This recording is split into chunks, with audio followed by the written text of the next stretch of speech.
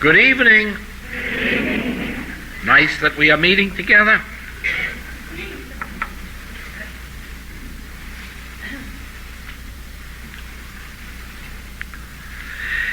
Why do some students fall by the wayside if the teacher knows when a student is ready? Very few students fall by the wayside after a certain point in their development, and up to that time, even though the teacher knows the student is ready, the student does not always fulfill that readiness. The reason is this: up to a certain point in spiritual development, we have personal sense. That is, we have a sense of selfhood. I call it Joel, and you call it Bill or Mary or whatever it may be. And this is the reason that any student may fall by the wayside, that sense of personal self. To begin with, as long as we have a personal sense of self, we are trying to protect it. And if anything seems to threaten it, we rise right up and do battle. And this may cause us to fall by the wayside, because we are not to take up the sword. In the case of Judas Iscariot, is it not clear that there was enough sense of personal selfhood that he wanted to be top banana? He wanted to be the important one. And as soon as anyone else seemed to gain the favor of the teacher, evidently Judas rose up to protect his position. He was very close to the master, you know. The master had made him treasurer. And when you trust a man with your money, why, he's quite close to you. This personal sense of self that has left in it a trace of ambition or envy, jealousy, this is enough to trip up a student at any state of their development until they have completely lost the sense of self, and then there is no further possibility of falling away. You must remember, we have here 3 temptations. Temptation for fame, temptation for money, even when it's not a mad ambition for money, just the ambition for safety and security. These are your devil tempters, because there is no need for safety or security. There is no need to be concerned about a future. And until one has attained that, there is always the danger that the temptation is going to be there and can win. Again, on the spiritual path, if every individual were alone in the world, had no relatives, no family, this temptation would be less, because it isn't necessary to go far on the spiritual path to lose all fear of lack or limitation or the future. But if one has a family to provide for, that is where the devil gets in the temptation. You better take care of them. And then comes the temptation to fall from grace. Not by having an abundance of money, that is no sin. One may have millions without sinning. The sin would be in resorting to some human mode or means of attaining it, and using some human means and thereby losing the spiritual demonstration. Therefore, the answer to the three temptations, or as many other temptations as can come, are all embodied in that term personal sense, or sense of personal selfhood. You see, it is only with the final illumination, the one that has come to so few people in the history of the world, that final revelation when they have experienced God incarnating as individual man, that personal sense is dead. Because there is no man now, fame can mean nothing, fortune can mean nothing, safety can mean nothing. How can God be safe? How can God be secure? How can God have abundance? There is no such thing. But remember that we are not dealing with students who have attained that final revelation of God incarnated as myself. Do you remember the Master saying, "Thou seest me, thou seest the Father that sent me"? Now you know how few there are who can make that statement. You are looking at God. Until that time, there is some measure of personal sense, and one could fall. After that time, there is no personal sense anymore. There is no I or me. There is only God. There is only the light itself. There is only the Spirit itself, and this is self-supporting, self-maintaining, self-sustaining. It needs no help from any human means.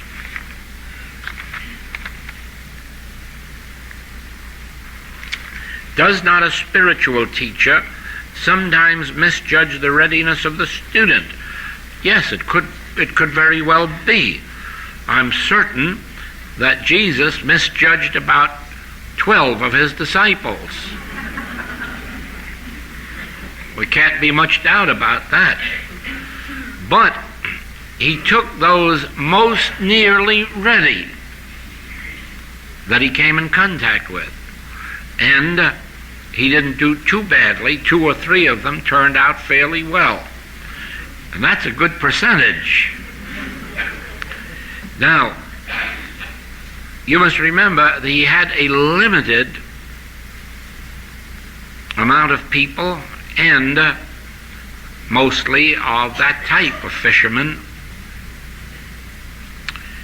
illiterate, ignorant, and certainly untrained in spiritual things.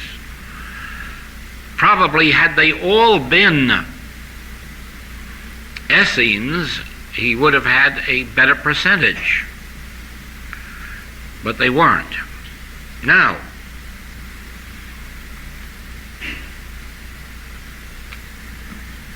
it is difficult, in fact it is impossible, for any teacher to say, you are perfect, you are going to attain the full selflessness.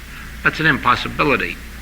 The best that a teacher knows is that you are ready. Not necessarily that you're going to fulfill yourself, not necessarily you're going to attain, but you have all of the qualities. You show forth all of the qualities necessary for attainment. And from here on in, it's going to be up to you whether or not you can. Then the teacher gives to the student all that the teacher has to give. And then it rests with the student to what extent they're going to complete the journey. No teacher can complete the journey for a student. They can only take them, lift them, bring them to discernment, and at a certain point, when so instructed within, can confer the initiation. And from then on, the student working with the teacher can go forward. Whether or not they attain the full measure in this lifetime remains to be seen. In the Western world, there is far less opportunity of a student attaining even an initiation than in the Western world, and than in the Eastern world, because in the Western world we are brought up from babyhood with the idea of equality. We are all equal. I'm as good as you are. And therefore, we do not have the right sense of what a spiritual teacher is, or what spiritual consciousness is. And we do not realize that while we may be equal in having a vote, and we might be equal in the opportunity to earn a livelihood, we are far from being equal in spiritual development. And we of the Western world just do not lend ourselves to being a student. We are very eager in the first year to jump up into being at least a master, and then going on from there. Whereas the spiritual life is really one of a continuous dedication to that which is greater than we are.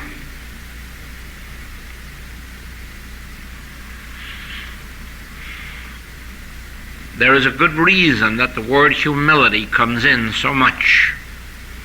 And humility in its true sense is but the recognition of the nature of spiritual consciousness.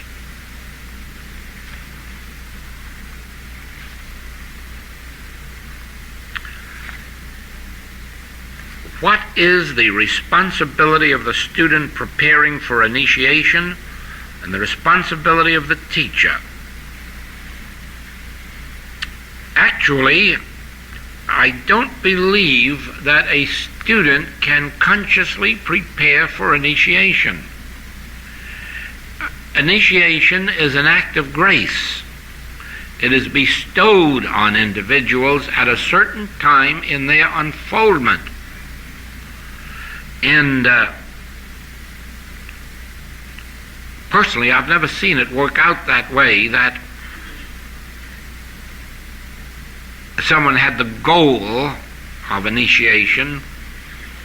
Rather, the goal is the attainment of that mind that was in Christ Jesus, or the attainment of spiritual consciousness, without any thought of initiation or effects of initiation. And then at a certain period, grace takes over, and this relationship is established between teacher and student. Now, the responsibility of the student on the path of spiritual realization is, of course, meditation. The entire secret lies in meditation. It is in meditation that we lose the self with a small s and gain the self with a capital S. It is in meditation that we are developing or enriching or unfolding our inner self. It is not while the human mind is busy with a goal, an ambition, an attainment. It is when the human mind loses a goal of life or an ambition or an attainment. Now,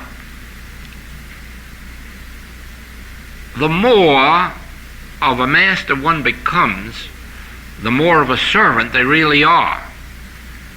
So that there never has been a master who called himself master. There never has been a master who didn't understand that he wasn't really a master, he was a servant. He was a servant unto all who come unto me, heavy laden. He is a servant to all who come seeking the light. The master of the master is really that divine consciousness which constitutes the master. And therefore, it isn't the person appearing. That is why the master said, "Do not call me master. Do not call me good. There is but one master. There is but one good." So it is that when a title is given to a person of master or maestro or guru, remember, it is only in a way of identifying that individual's spiritual attainment. It is a sign. I remember when Swami Yogananda was known as Swami, which is a certain state of evolved consciousness. And then he went to India and saw the old master himself, and that master recognized that he had gone beyond any consciousness that could be called Swami and gave him the title of Paramahamsa. Now, it isn't that a flesh and blood man is Paramahamsa or great master. It is that the consciousness attained is that. And so the individual who has attained a master's consciousness now becomes a servant of everybody. And so you can see what a terrible mess he'd be in if he wanted to set himself aside to be bowed down to. So the preparation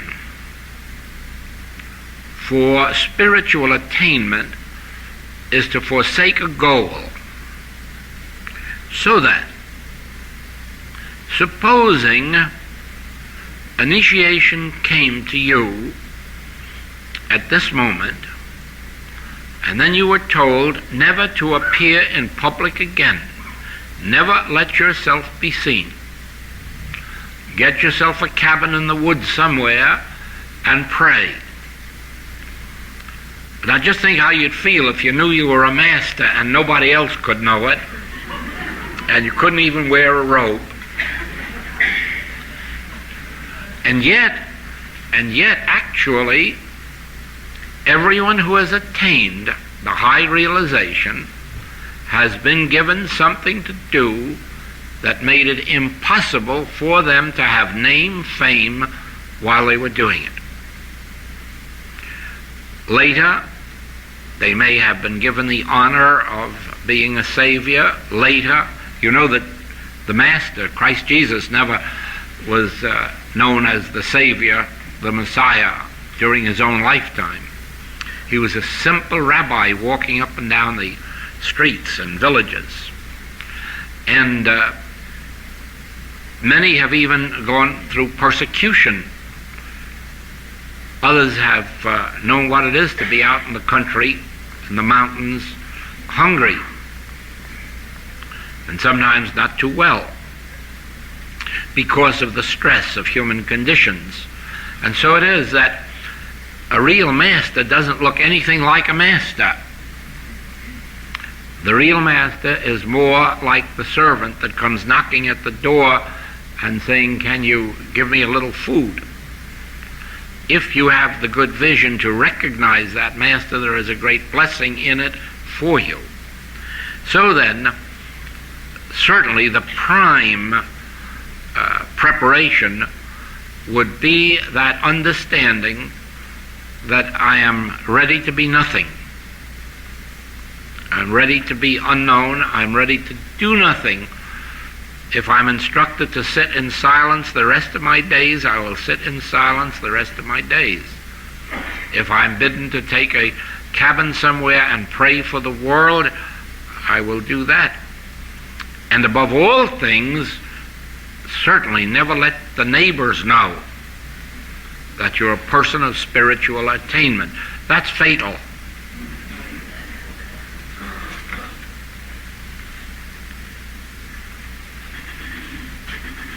And the responsibility of the teacher.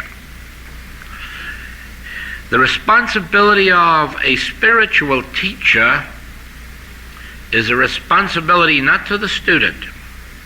It is a responsibility to God. The spiritual teacher must remain unspotted in the world, but not of it, untainted by the ambitions of the world, untainted by the worldly desires. There's no virtue in that. Any spiritual teacher will tell you there's no virtue in being that way, because there is no capacity to be otherwise.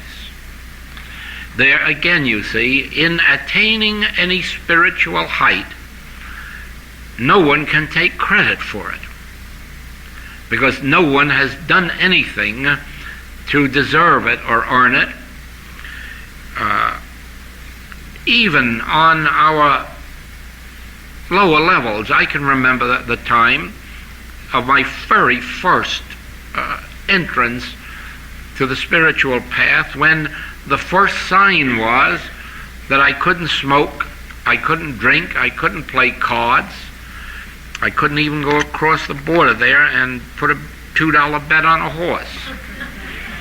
All of that disappeared. Well, do you know how foolish it would have been if I had gone around taking credit for it and saying how noble I am, when I had nothing to do with it? Those things were taken from me. There's no credit to me. And so it is, if one does go higher on the spiritual path and attain a humility, attain a complete freedom from any worldly desire or worldly fear. Remember, no one has attained spiritually while they have a fear of death. That is the surest sign that one has not attained, because almost with the first real realization, the fear of death is gone because of the realization of life eternal. I am life eternal. Whether I live it in this state or the next state, or whether I live it on this plane or that plane, is of relative unimportance. And there again, how could one possibly take credit for not fearing death when it isn't something they did or accomplished, but it was something that was done for them, a grace that was given for them? In the same way,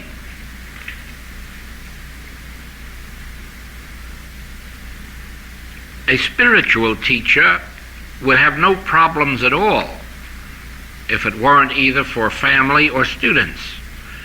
Every problem that touches a spiritual teacher has to do either with his family or his students.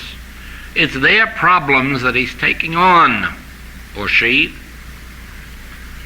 Therefore, there could be no credit to having no problems, because the problems are dissolved by that divine grace that gave illumination.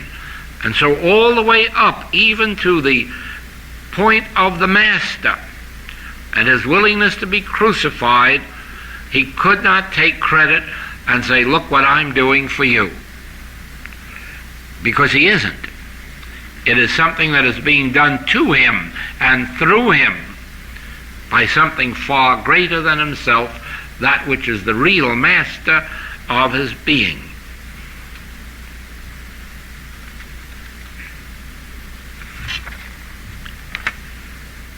how is the death of the self exemplified in different teachings? Well, in the Master's experience, you have the crucifixion, the resurrection, and the ascension. Now, the crucifixion could be an actual physical crucifixion. The resurrection could be an actual resurrection from the grave, but not necessarily so. In other words, the crucifixion, which is the death of the self, the crossing out of the self, comes in any dark night of the soul when the last trace of selfhood is swallowed up, and there is nothing left but that light, that divine selfhood. No more any I, me, or mine, just the I, that is the I of you. This is exemplified in the Master's experience by the crucifixion, the resurrection, and the ascension above all personal selfhood. In the experience of Paul, it is in his statement of, ye must die daily and be reborn of the Spirit, or you must die and be reborn of water. In the older teachings, you have the story of Osiris, you have the story of the phoenix rising up out of its own ashes, you have the story of the crucifixions of 6 spiritual masters before Jesus, each one of whom rose again. You have in your wisdom schools the death of the student. Now, every student of a wisdom school has to go through a death and be buried and be resurrected, raised up again, before they are given their spiritual status. The fraternal teachings all encompass the death of the initiate and his being raised up again.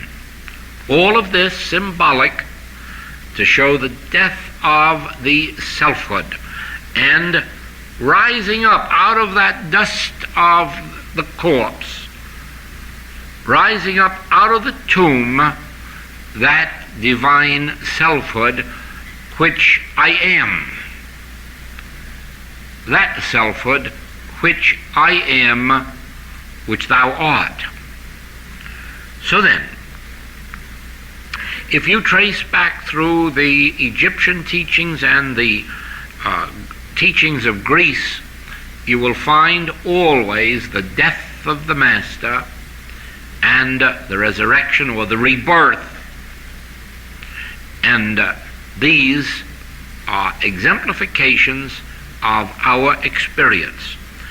For the day must come, whether it is encompassed during this particular lifetime on earth or whether it is accomplished at another, the day must come when we die.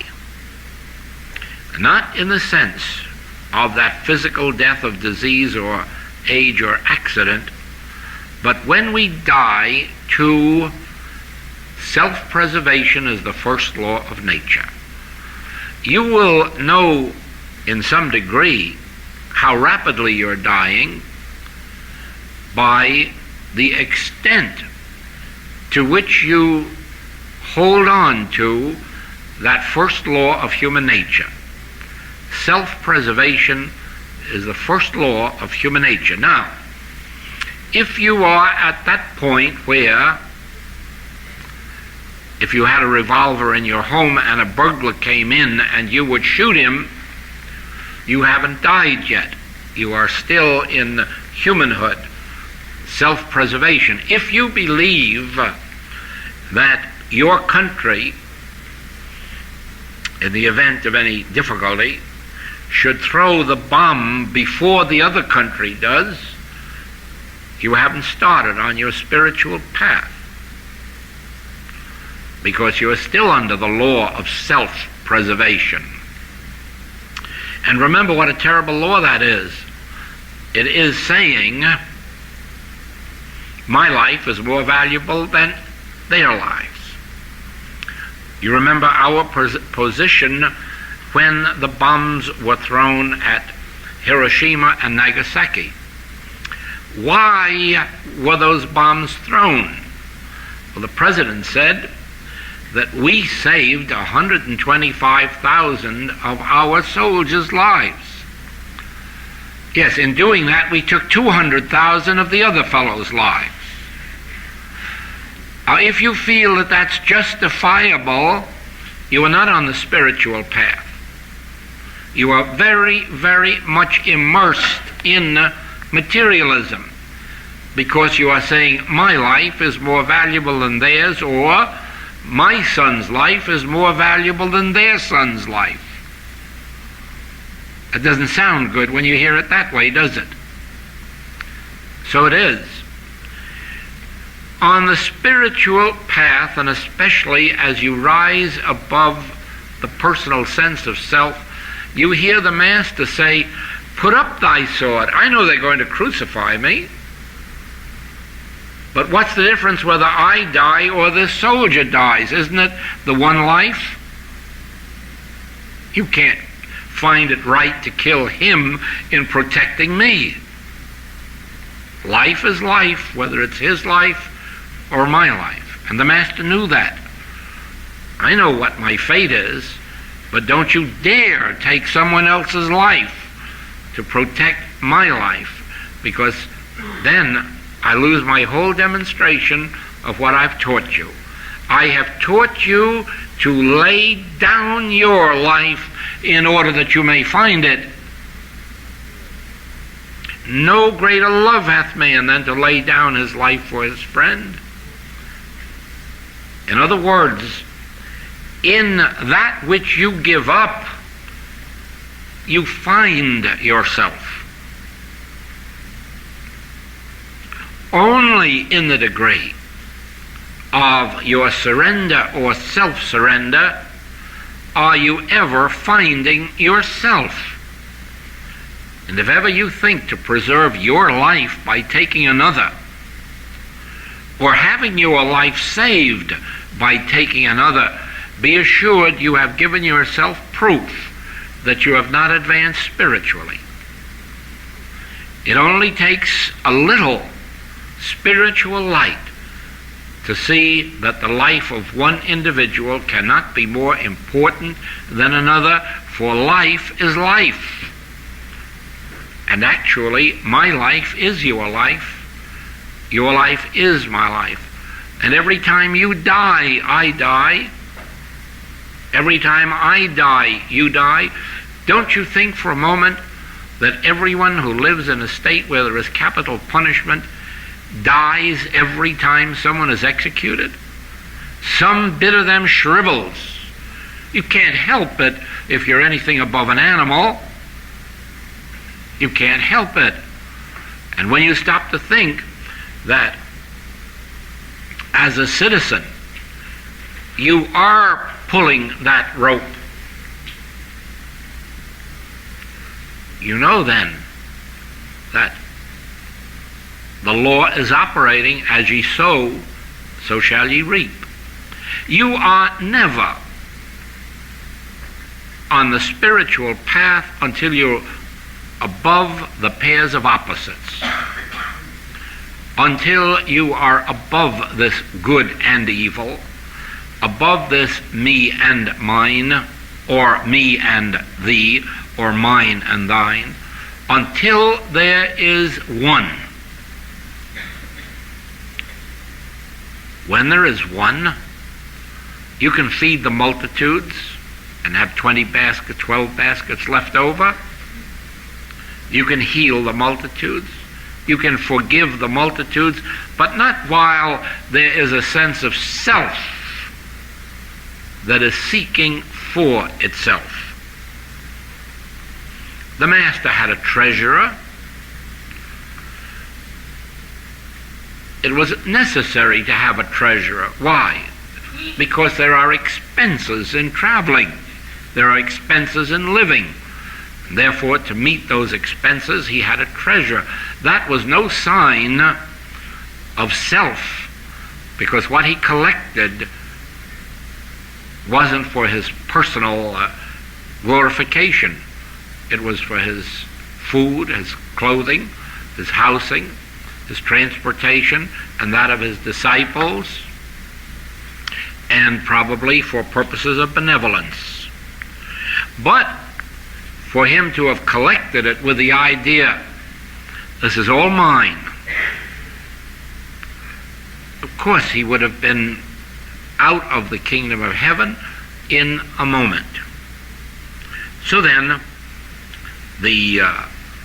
again, you find that the obligation of the teacher is not to be concerned for himself or herself, but to be concerned that the functions of his office are being performed.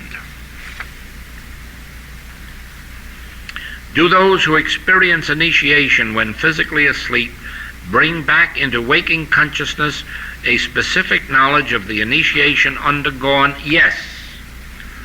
Yes, there is no loss of that, because here you have a specific act of grace, and no act of grace could result in loss. Certainly not loss of the experience. Undoubtedly, that method of initiation was chosen because it was the best way of breaking through the barriers of human thought and busyness. Oh yes, the experiences that are given to us in dreams are carried over. In my experience, these are very few. The one major one you know about, that of the chapter New Horizon, that was definitely given me in a dream, and which was copied down and became that chapter, and probably the most important chapter in our writings.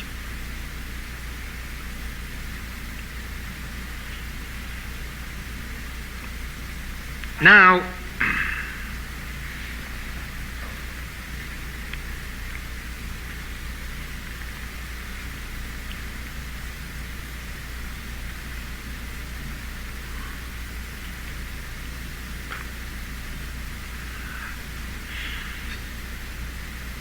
even before the ultimate initiation, there are stages that we go through, and one of the important stages is the one that all of our students are in. Any student of the Infinite Way who has been a student for a year or two must be in this stage of spiritual development, that of consciousness of the presence.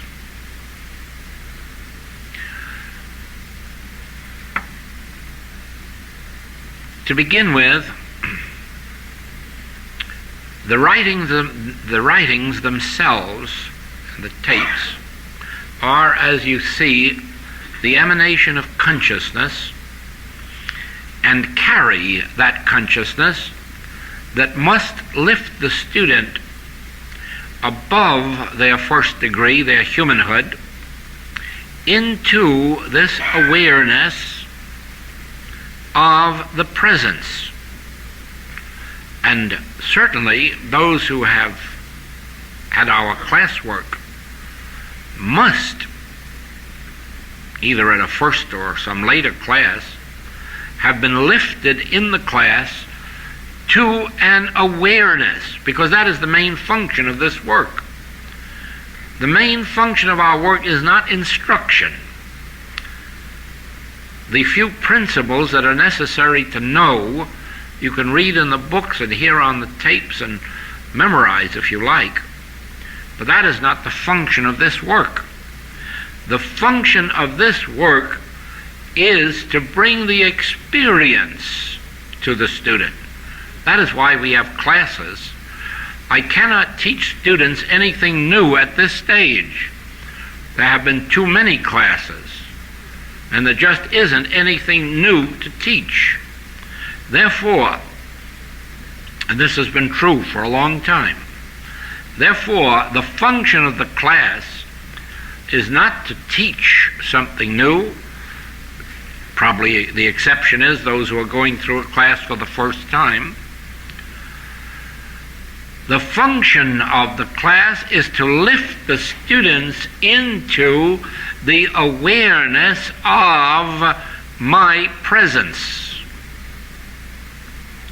Lift the student into the actual awareness of my presence, of my kingdom. Now let us take this word my. It is spelt with a capital M. And here is the Master talking. My kingdom is not of this world. Now why are you here?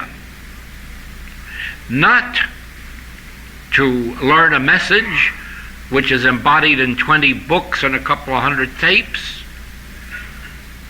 You are here to become aware of my kingdom, not to learn that there is a my kingdom.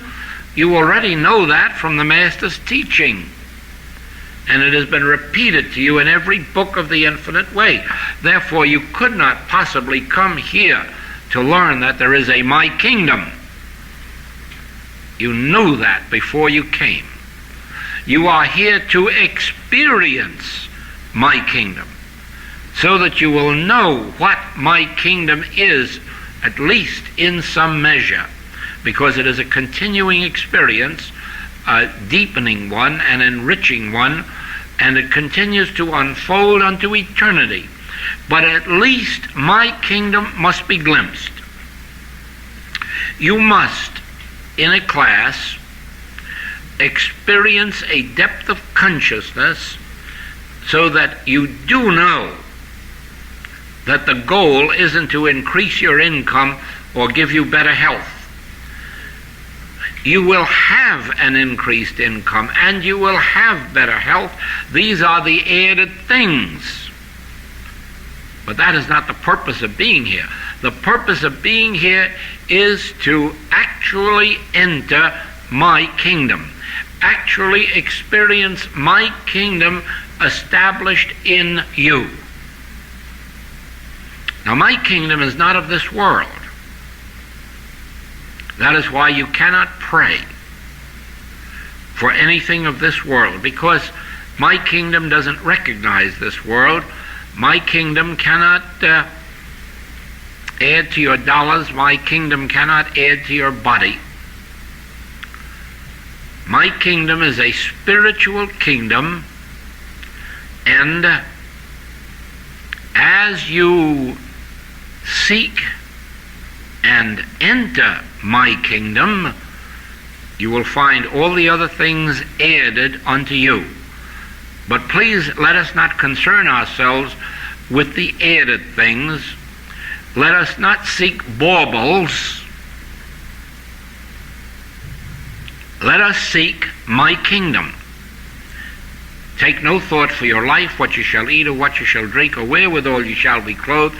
Seek ye my kingdom, the kingdom of God, and my rightness.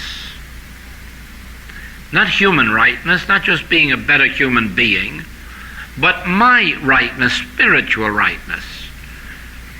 you'll find all the things of life are added without your taking any thought. So let us not take any thought for the things of life, but ponder this: my kingdom that is not of this world. What is it? I'm reaching out within me for it, seeking to enter this my kingdom, or seeking that my kingdom be established in you. The realm of the real. Immortality. Immortality. My kingdom is a state of immortality. You come face to face with life eternal, and then can say, neither life nor death can separate me from this kingdom. Wherever I go, I carry it with me.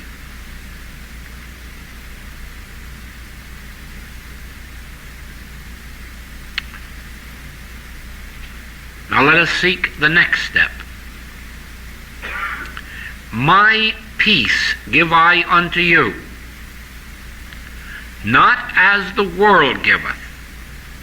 Now again, you see, not just good health, not just good supply. That's the peace the world can give you, and it's not a lasting peace. But my peace. And you have to be thinking my, with a capital M. My peace give I unto you. And this message is coming up to you from deep down in your chest. You aren't saying it, you are hearing it. It is coming up to you, to your ears, and it is saying to you, my peace give I unto you. Now, do you know that as soon as you feel a sense of peace, you have attained the consciousness of the presence?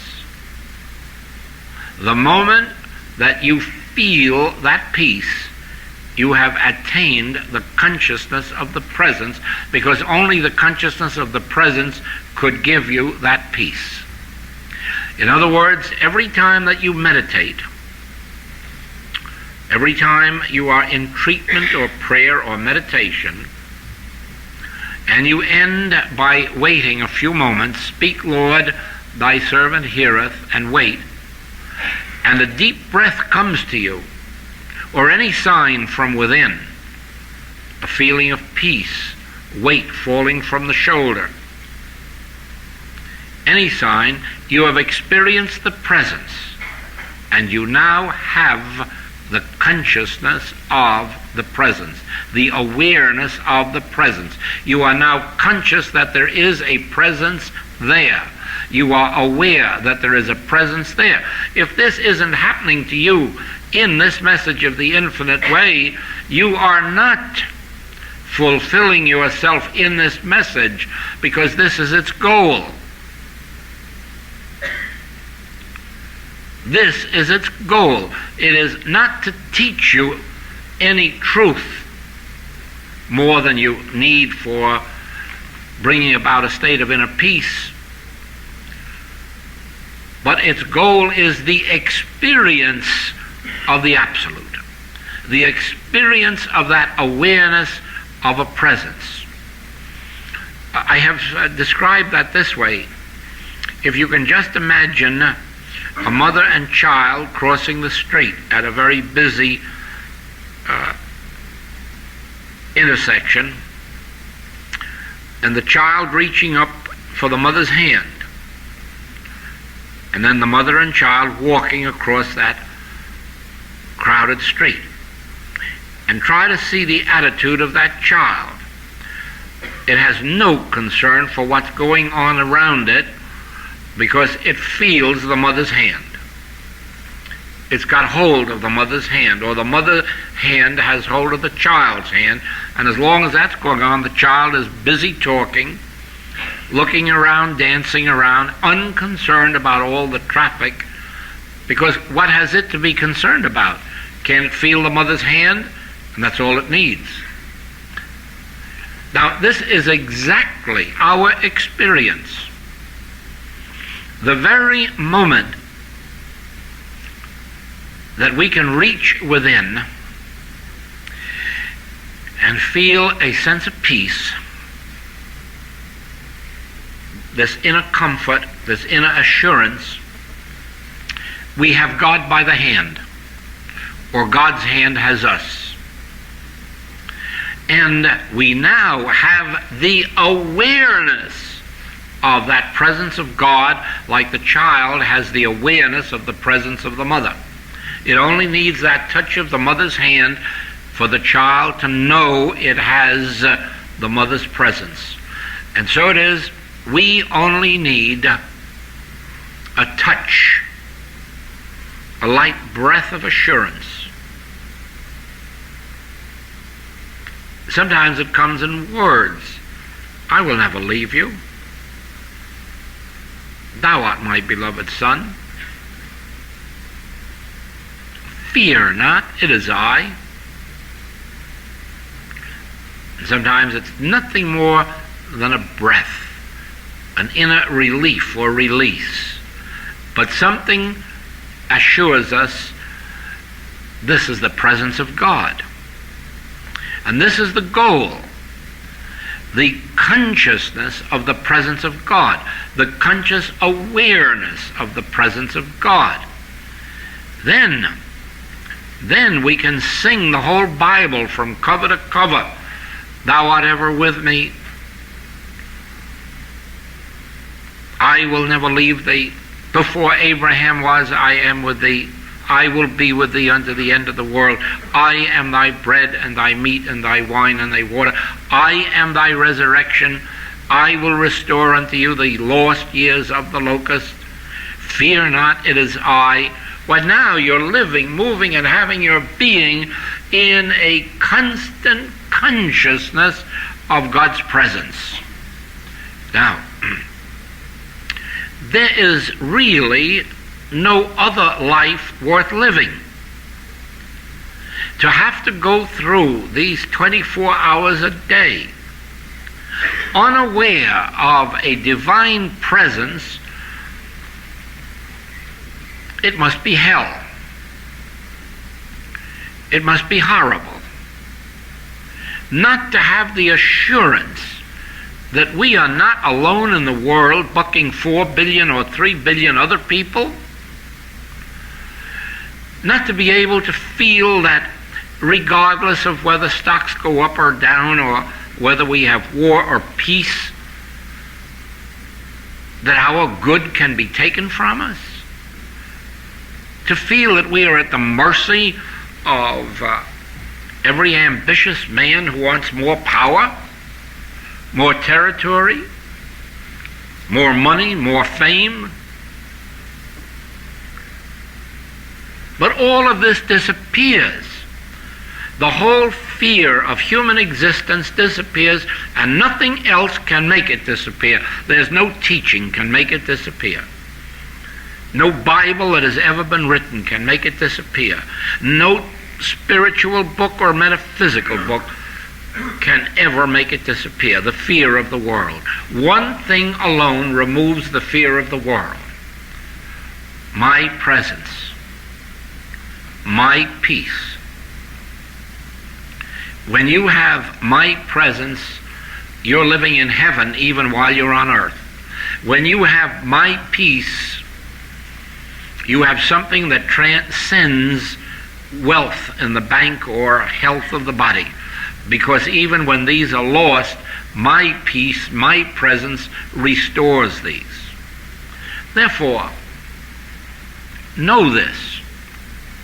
You are not living at all. You're only existing until you have felt my presence, until you can reach within yourself and know that I am there. Until you can reach within your own consciousness and know that I am ever with you and I will never leave thee nor forsake thee. I will be with thee unto the end of the world. I will be your food, your housing, your shelter. I will be a fortress if you need one. I will be your high tower if you need one.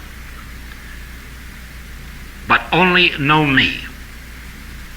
Become aware of me in you. Become aware of my presence in you. Live always in the certainty of my presence in you, and you will understand what I have taught, and this will be given to you at quite great length in the latest Los Angeles class. Prayer.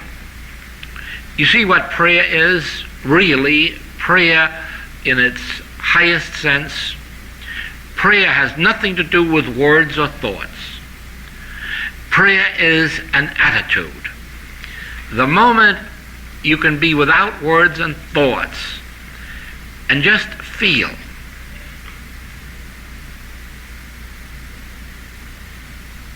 This is prayer.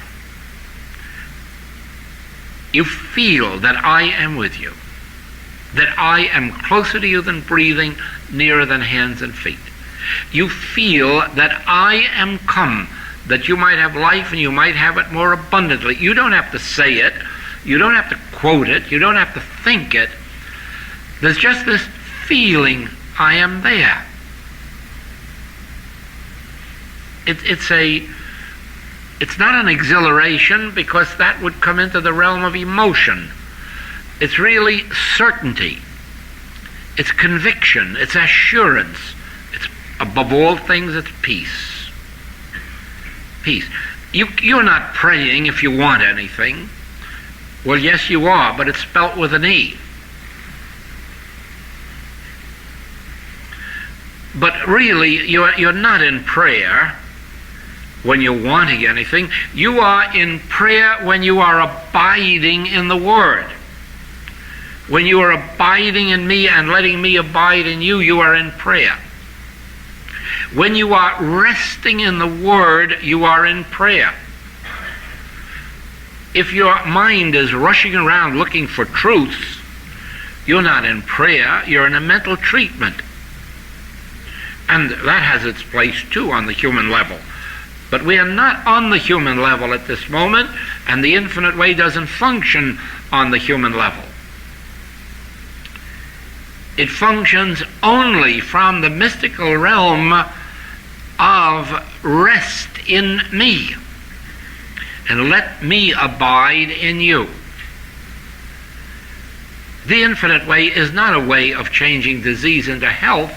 It is a way of becoming conscious of my kingdom, of my presence, of my peace, and then letting these other things be added unto you.